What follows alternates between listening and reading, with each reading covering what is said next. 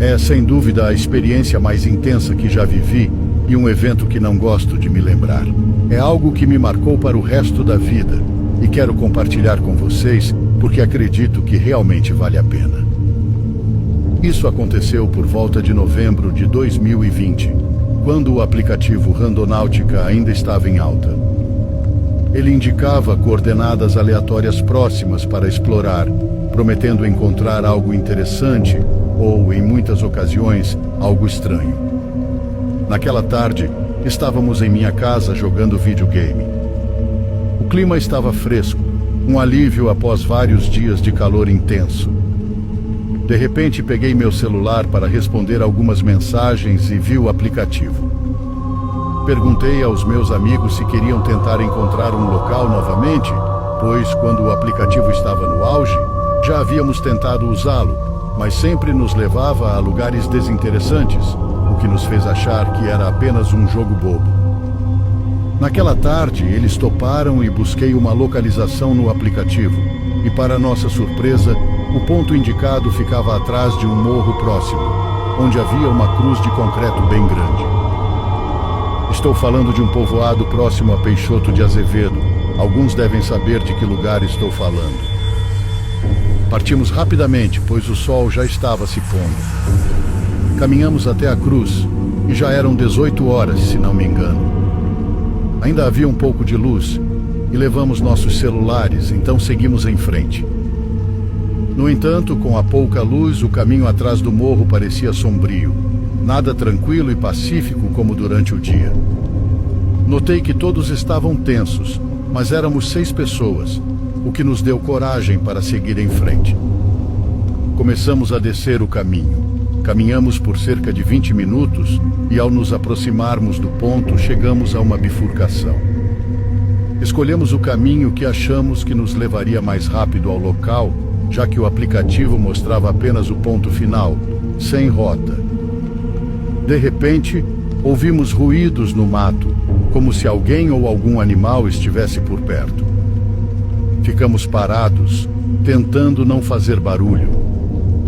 Olhei para o celular e já eram quase 20 horas. Não entendíamos como o tempo tinha passado tão rápido. A escuridão já tomava conta de tudo, iluminada apenas pela luz da lua e pelas lanternas dos celulares, que decidimos desligar para não chamar atenção. Abri o aplicativo novamente e percebi que estávamos muito perto do ponto, porém ninguém mais queria continuar, inclusive eu. Todos estávamos tensos e nervosos, com a sensação de que algo estava errado. Decidimos voltar, ligamos as lanternas e, no momento em que acendi a minha, vimos uma sombra cruzar rapidamente o caminho à nossa frente. Saímos correndo e nisso um amigo caiu tomado pelo pânico. Voltei com outro amigo para ajudá-lo, enquanto os outros 3 continuaram correndo. Continuamos correndo, mas logo percebemos que estávamos em um caminho desconhecido. Paramos, olhamos em volta e constatamos que estávamos perdidos. Não víamos as luzes nem ouvíamos os passos dos outros amigos, o que nos fez acreditar que tomamos um caminho completamente diferente. Se estivéssemos no mesmo trajeto, veríamos alguma luz à frente, mas não havia nada além de escuridão.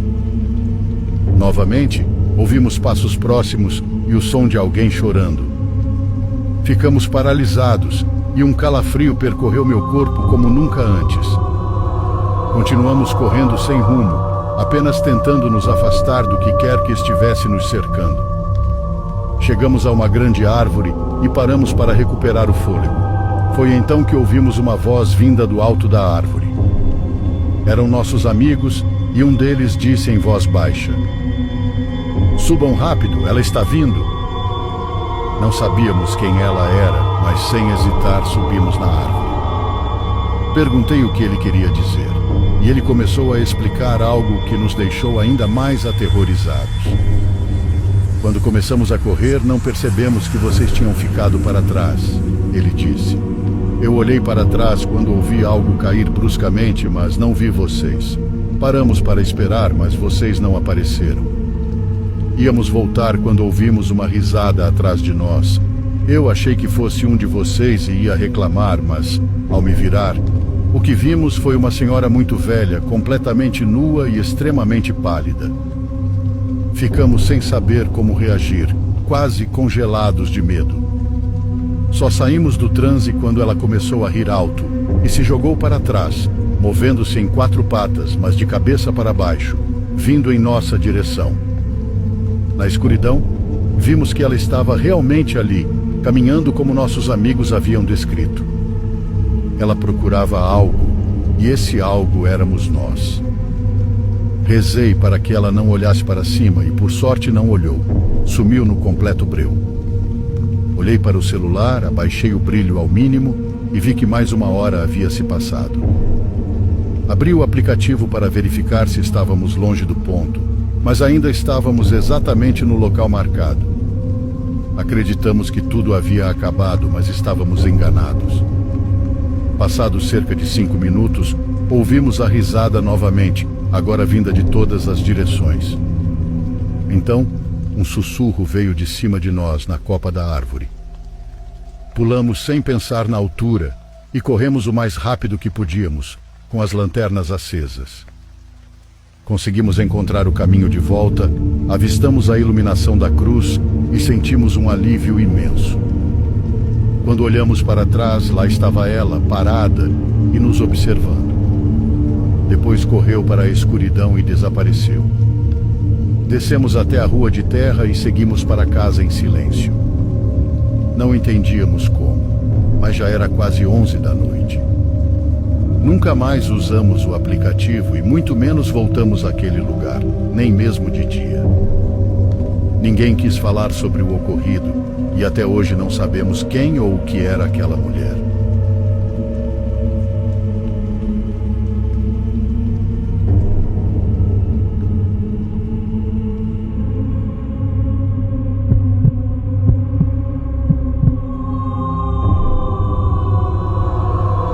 No início dos meus 20 anos, morava a cerca de 30 minutos de New Hampshire. Eu tinha um relacionamento de 2 anos ao qual tinha acabado de terminar. Era um período estranho na minha vida, daqueles em que você fica meio perdido, tentando entender as coisas, talvez procurando um significado sem perceber. Minha avó era extremamente religiosa e participava das missas de forma fiel. Depois que meu avô faleceu, comecei a ir à igreja com ela todos os domingos. Parte de mim ia para apoiá-la e parte porque eu sentia que talvez precisasse de um pouco de equilíbrio também. Meu avô tinha sido um veterano condecorado, muito conhecido e respeitado em nossa comunidade, e sua partida deixou um enorme vazio na vida dela. Apesar de estar de luto, sua fé permaneceu inabalável. Ela me dizia que sabia que ele finalmente estava reunido com o Senhor, e eu podia ver o quanto isso a confortava. Eu admirava isso. Uma fé assim, que traz paz de verdade, é rara. Acho que é algo que as pessoas buscam a vida toda, para ser honesto. Um domingo após a missa, conheci uma garota. Tudo isso ainda parece um sonho febril. Eu nunca a tinha visto antes, o que era incomum, já que nossa comunidade era muito unida, especialmente na igreja. Ela tem cabelos escuros e cacheados e olhos cor de avelã profundos. Esperei o fim da missa e me aproximei dela. Parte de mim estava atraído por ela, e outra parte estava feliz por ver alguém novo ali, especialmente alguém da minha idade. Começamos a conversar e a faísca estava definitivamente ali. Tenho certeza de que todos sabem do que estou falando. Aquela sensação de quando você conhece alguém e imediatamente sente uma conexão. O nome dela é Kaylee e ela tinha um tipo de charme quieto e misterioso que me atraía. Tentei fazer perguntas específicas sobre o passado dela, como a família e a vida em casa, mas ela fazia piadas e dizia que eu teria que sair com ela para obter essas respostas. Eu realmente gostava daquela troca de provocações. Depois de um pouco de insistência brincalhona, ela me disse que sua família tinha se mudado recentemente para a área e que ela fazia faculdade por perto, o que explicava por que eu nunca a tinha visto antes. Quando terminamos de conversar, consegui o número dela e fiquei animado por ter conhecido alguém novo. Durante a semana seguinte, trocamos mensagens com bastante frequência e compartilhamos nossas redes sociais. Lembro-me de ter rolado pelo Instagram dela em certo ponto, surpreso por ela ter tão poucos seguidores. Eu preferia assim. Ninguém quer se apaixonar por alguém que compartilha cada ida ao banheiro nas redes sociais. Falamos sobre muitas coisas e, eventualmente, ela se abriu mais sobre sua família. Não quero entrar em muitos detalhes, mas a situação dela não era boa. O padrasto dela era um alcoólatra desagradável e frequentemente maltratava ela e a mãe.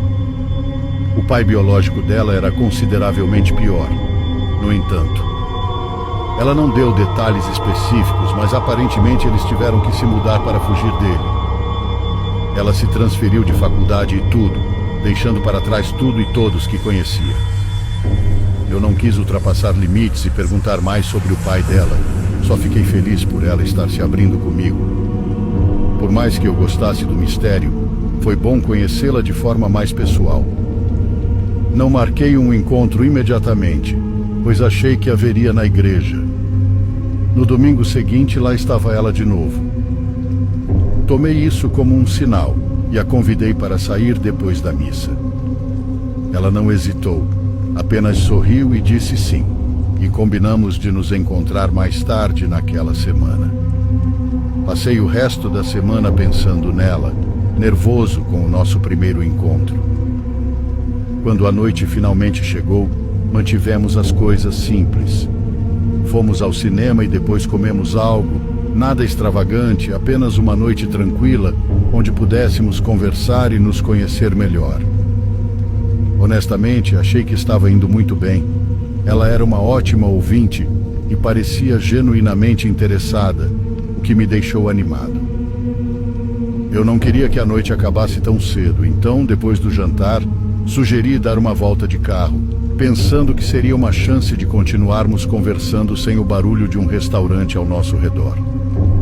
Pegamos a estrada, dirigindo um pouco para fora da cidade. Estávamos em uma daquelas estradas que tecnicamente eram rodovias, mas pareciam uma estrada de mão dupla comum. Era sinuosa e havia árvores de ambos os lados. Tudo estava perfeito. É impressionante como as coisas podem mudar em um instante. O que estou prestes a descrever é algo que nunca conseguirei apagar da minha mente. Do nada, ela começou a falar, mas não era em inglês. Suas palavras eram rápidas, murmuradas, e soavam como português, francês ou algo parecido. No começo, achei que ela talvez estivesse brincando ou me testando, mas então percebi seus olhos. Eles se reviraram, deixando apenas a parte branca. Desviei o carro e quase bati na barreira. Meu coração começou a disparar porque parecia que ela estava em algum tipo de transe ou tendo uma convulsão. Me controlei e encostei o carro no acostamento, tentando manter a calma.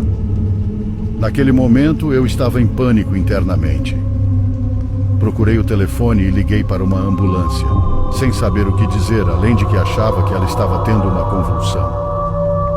Enquanto esperava, continuei checando-a, sem saber se ela estava consciente do lugar onde estava. Ela ainda falava e sua cabeça parecia vibrar.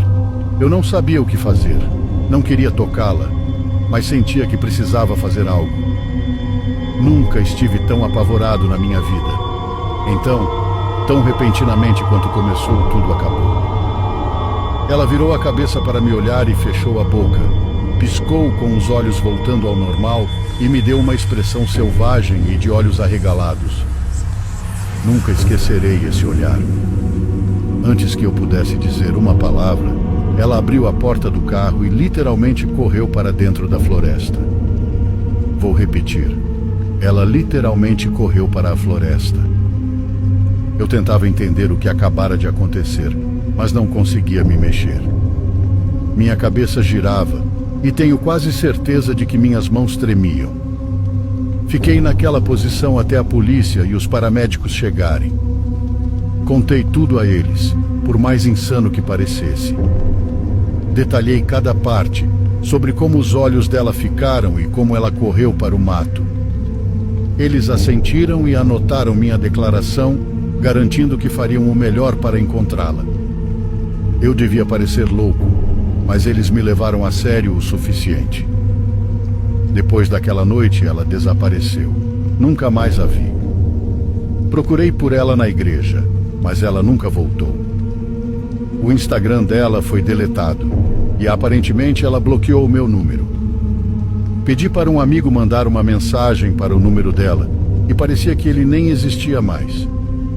Nenhuma busca na internet resultou em algo.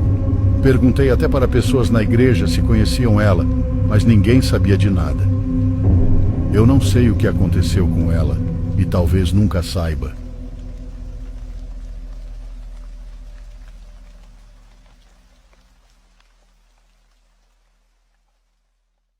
Por favor, curta e se inscreva se você estiver gostando. Agora continuamos.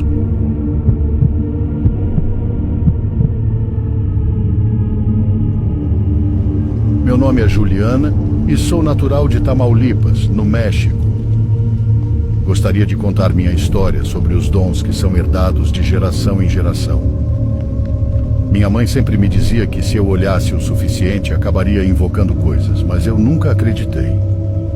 Sou a única bisneta que chegou a conhecer minha bisavó, uma mulher muito forte, energeticamente. Ela era daquelas senhoras que curavam e faziam rituais de limpeza. Ela era a maior protetora da nossa casa contra espíritos. Infelizmente, ela faleceu em 2016 devido a uma operação mal sucedida em um hospital aqui no México. Já era bem idosa. Tinha 95 anos quando morreu, mas isso não fez ser menos doloroso. Um mês após o falecimento dela, comecei a ter problemas de saúde, como taquicardias. Medicamente não era grave, mas espiritualmente me disseram que eu estava carregando um morto, que me tirava as forças para respirar e me causava dores no peito. Eu não sabia exatamente com o que estava lidando, pois não nasci com o dom, eu o herdei. Com o tempo, fui me acostumando a ver pessoas de relance que simplesmente não estavam ali. Minha casa é uma construção antiga no centro de Ciudad Victoria, com paredes de tijolo e barro e até mesmo um poço onde se pega água. Atrás dessa casa antiga, minha família decidiu construir uma casa maior e mais moderna. No início de 2017, meu dom começou a se desenvolver. Eu não apenas os via, mas essas pessoas começaram a falar comigo e queriam algo de mim. Embora o assunto não me surpreendesse, sempre fui muito medrosa. Um dia, em maio daquele ano, estava deitada no quarto que dividia com minha mãe, cuja porta dava diretamente para o enorme quintal da casa. Ouvi claramente minha mãe me chamando, pedindo ajuda, e saí correndo para perguntar o que havia acontecido, mas ela não respondeu. Pensei que talvez ela precisasse de ajuda para pendurar a roupa, já que a máquina de lavar tinha acabado de desligar. Então peguei algumas peças e fui em direção à parte mais escura do quintal, onde estavam os varais. Perto de mim ouvi o estalo de um galho, como se alguém tivesse pisado nele. Ao meu lado estava meu cachorrinho, Pato, que olhou para o mesmo lugar que eu, em alerta. Ignorei e continuei a pendurar a roupa. Me ajude. Estava tudo em completo silêncio quando de repente ouvi a voz da minha mãe pedindo ajuda. Tirei a camisa que estava pendurada e atrás dela estava o rosto de uma mulher desfigurada.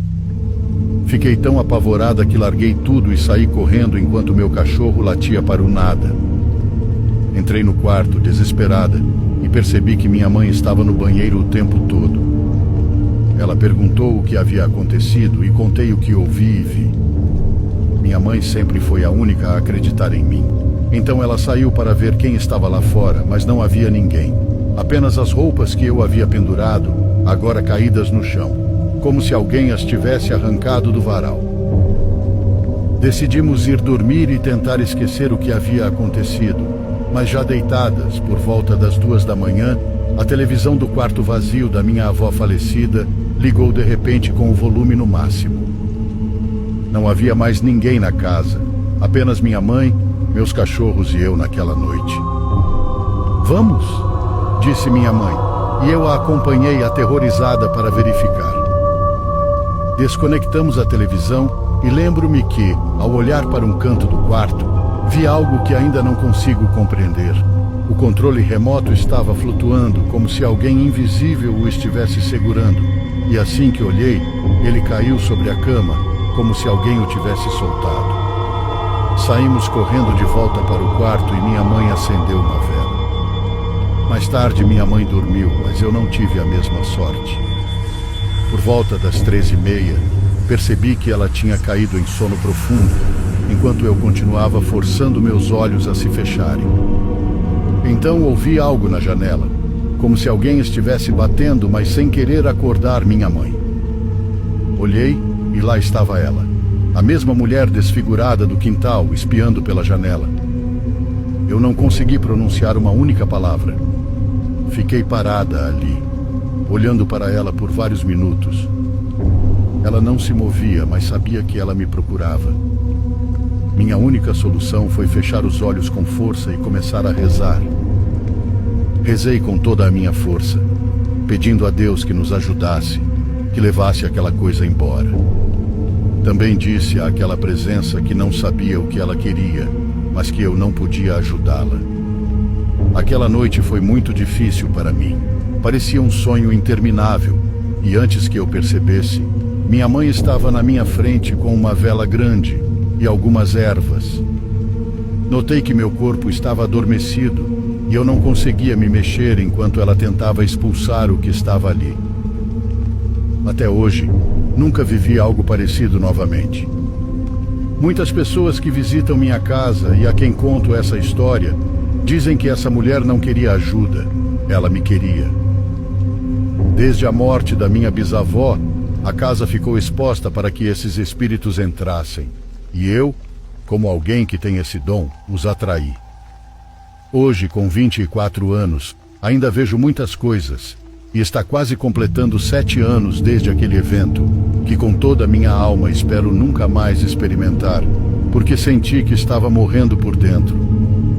Agora não moro mais naquela casa, vivo no Texas, mas até hoje, as almas que vagam por esta terra ainda me procuram, mas aprendi a ignorá-las.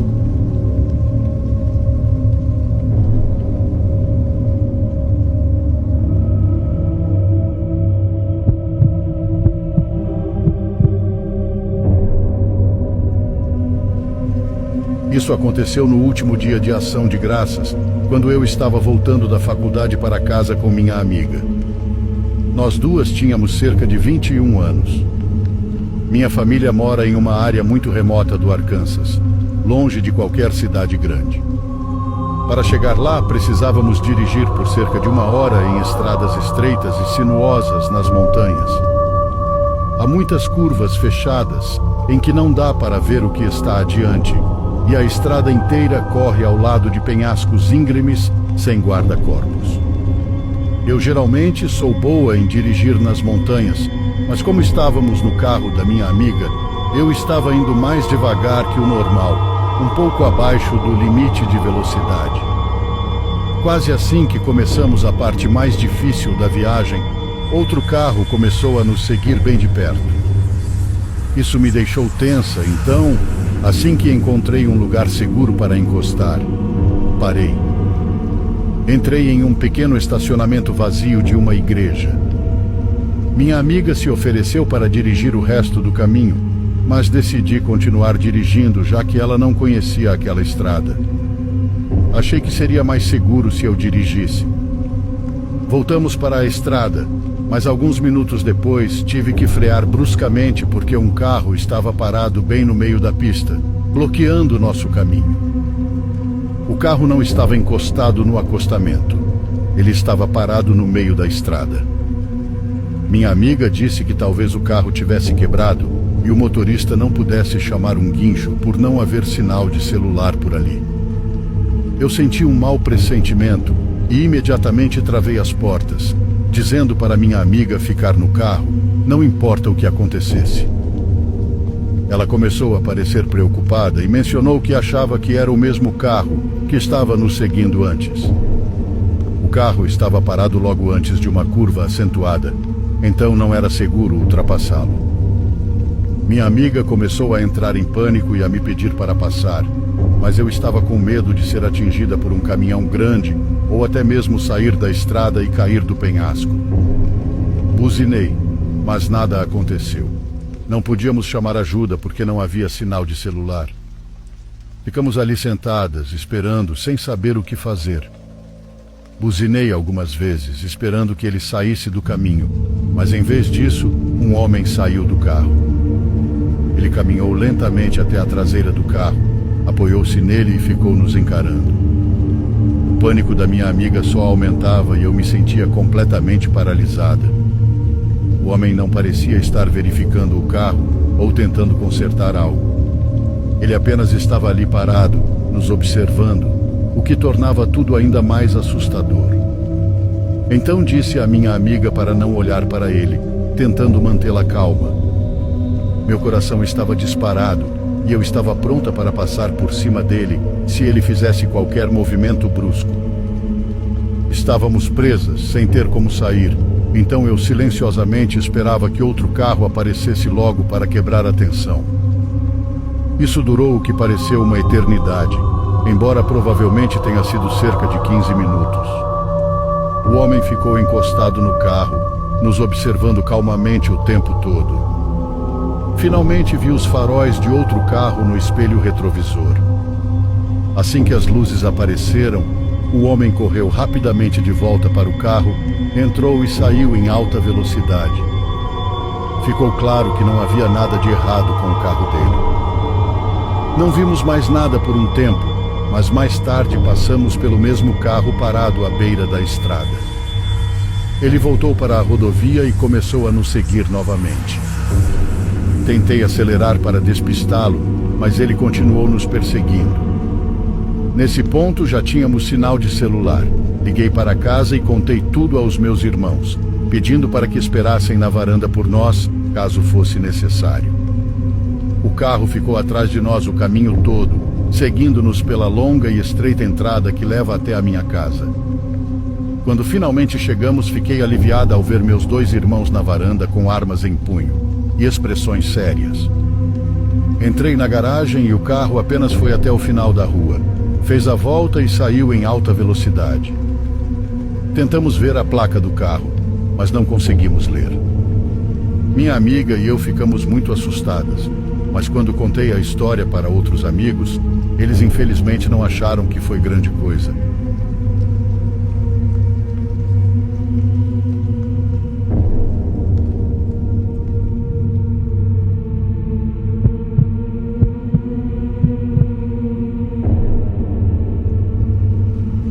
Meus avós moram em uma pequena cabana no Alasca, então eu não os vejo com muita frequência. Porém, no outono passado, fiz uma viagem de carro até lá no meu trailer só para visitá-los durante a temporada. Vários outros membros da família também voaram para lá. Bom, quando chegou outubro, começou a esfriar e a neve estava prevista para chegar, então tive que sair antes que as estradas ficassem ruins demais. A estrada que vai do Alasca e passa pelo Canadá é famosa por ser extremamente remota. Não há sinal de celular na maior parte dela, e o caminho atravessa colinas, vales, florestas e montanhas. A maioria das pessoas que fazem essa viagem dorme nos poucos postos de descanso para caminhões ou em áreas de camping públicas ao longo do percurso. No meu segundo dia, dirigi até às 20 horas antes de encontrar um lugar para estacionar e passar a noite. Era uma estrada de terra com um pequeno espaço entre as árvores para estacionar e dormir. Acho que muita gente ficaria apreensiva em dormir no meio do nada assim, mas eu fazia isso com frequência no meu trailer, então estava acostumado. Fiz algumas panquecas para comer, depois fui para a cama e liguei um filme para assistir. Não demorou muito após minha chegada para que eu ouvisse passos por perto. Sentei-me e abri uma das persianas, mas eu não tinha nenhuma luz externa acesa, então tudo o que vi foi a escuridão completa da floresta. Os passos pareciam vir de lá, mas eu não conseguia confirmar se era uma pessoa ou não. Pelo que vi ao chegar no camping, aquele era o único lugar para estacionar, mas talvez houvesse outros que eu não notei. Se fosse uma pessoa, ela teria que ter estacionado em algum lugar próximo, pois não teria como estar apenas vagando por lá. Pensei em ir até a frente do trailer e acender as luzes, mas achei melhor ficar quieto. Talvez nem tivessem me visto ali e estivessem apenas voltando para o acampamento deles, ou nem fosse uma pessoa. Depois de alguns minutos, tudo parecia tranquilo e continuei assistindo ao filme. Fui dormir por volta das 9h30, sabendo que teria que acordar cedo para dirigir novamente no dia seguinte. Acordei com 3 batidas fortes na porta do trailer. Estava quase escuro demais para ver dentro, então acendi a luz de leitura ao meu lado. Por favor, eu só preciso de um pouco de água e depois irei embora. Era uma voz masculina, profunda, como se fosse alguém mais velho. Olhei para o relógio e já eram 2 da manhã. Se esse cara realmente estava lá fora e precisava de ajuda, ele tinha muito mais com o que se preocupar além de água. Ele estaria quase congelando lá fora àquela hora da noite. Por que você está aqui? Como você chegou até aqui? Perguntei.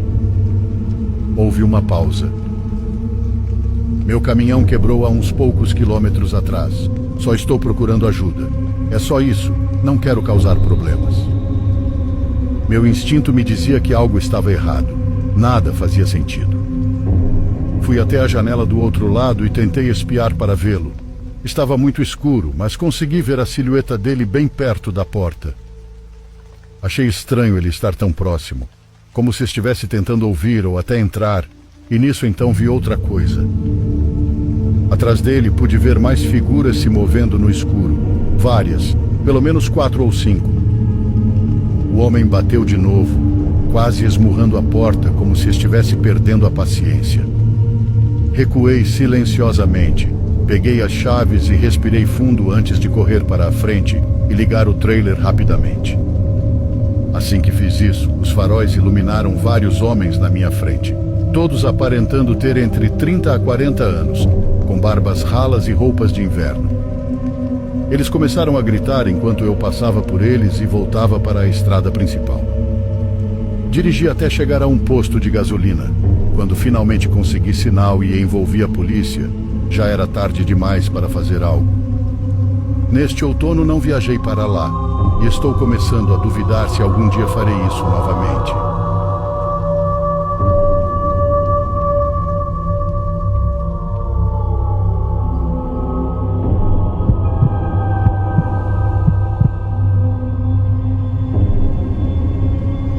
Há 1 ano e meio gosto tanto de ouvir quanto ler relatos, mas até hoje não tive coragem de compartilhar a única experiência paranormal que vivi. Apesar de ser uma história bem curta e talvez não tão surpreendente, sinto arrepios toda vez que a conto. Moro com minha família em um conjunto habitacional onde os prédios ficam de frente uns para os outros. Há cerca de 4 anos, em um desses prédios, morava uma senhora chamada Dorita. Ela era uma mulher muito ativa para a idade e costumava vender doces que atraíam as crianças. Lembro-me que um dia, perto das festas natalinas, a vi pela janela do meu quarto. Ela entrou muito apressada em sua casa. Não dei muita importância, pensei que estava apenas com pressa, mas desde aquele momento, nunca mais a vi entrando ou saindo.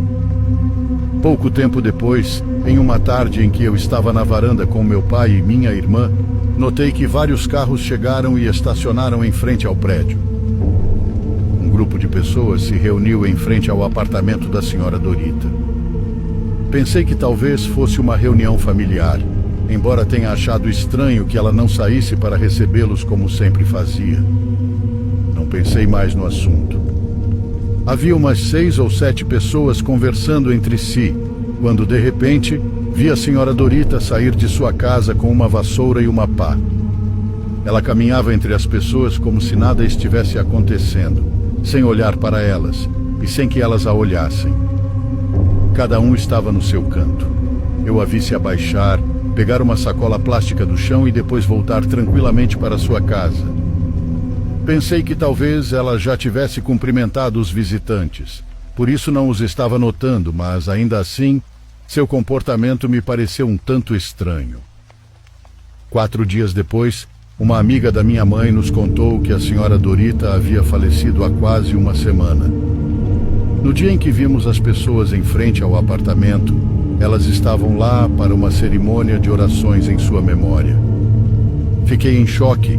Eu tinha certeza de que a vi saindo de sua casa, caminhando entre as pessoas e voltando. Quando contei à minha família o que tinha visto, fiquei surpresa ao saber que tanto minha irmã quanto meu pai também a tinham visto fazendo exatamente a mesma coisa. Desde então, penso que, em alguns casos, os espíritos podem parecer tão reais que nunca imaginaríamos estar vendo alguém que já não pertence mais a este mundo. Essa é minha história. Talvez não seja tão impactante quanto as que costumam ser compartilhadas. Eu sei, mas queria relatá-la.